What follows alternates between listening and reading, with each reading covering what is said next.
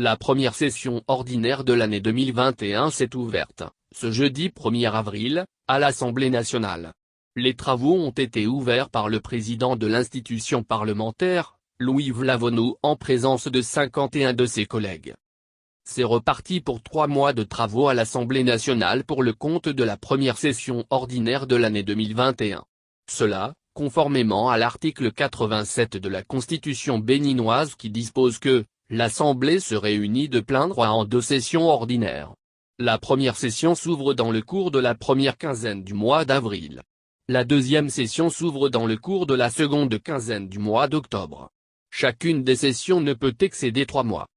Dans son discours d'ouverture des travaux, le président de l'Assemblée nationale, Louis Vlavonou, a fait le point des différents dossiers étudiés au cours de la deuxième session ordinaire de l'année 2020, encore appelée session budgétaire.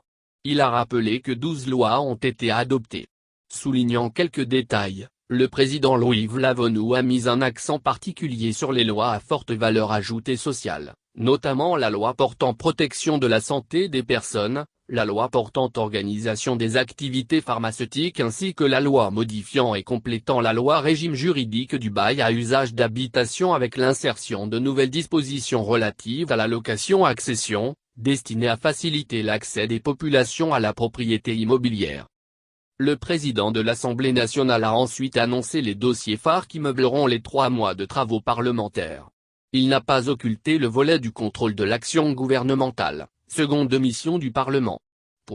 Pour ce qui est du contrôle de l'action du gouvernement, il consistera tant à poursuivre l'examen des questions aussi bien écrites qu'orales des députés au gouvernement qu'à examiner au sein des commissions permanentes les accords de financement conclus par l'exécutif et ratifiés par le président de la République, conformément aux dispositions de l'article 145 alinéa 2 de la Constitution.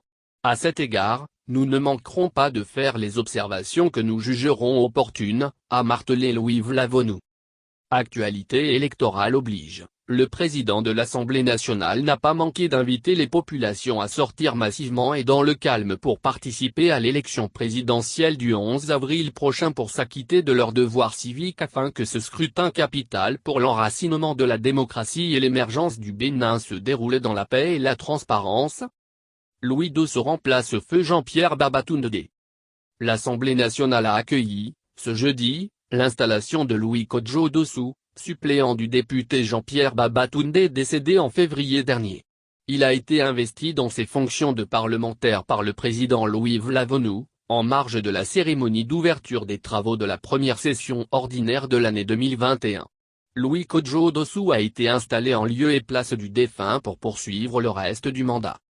Les premiers mots du nouveau député, après son installation, sont allés en direction de feu Jean-Pierre Babatunde dont la disparition reste encore très douloureuse pour lui et pour la population de la 22e circonscription électorale, Kétou et Pobé, où a été élu l'illustre disparu.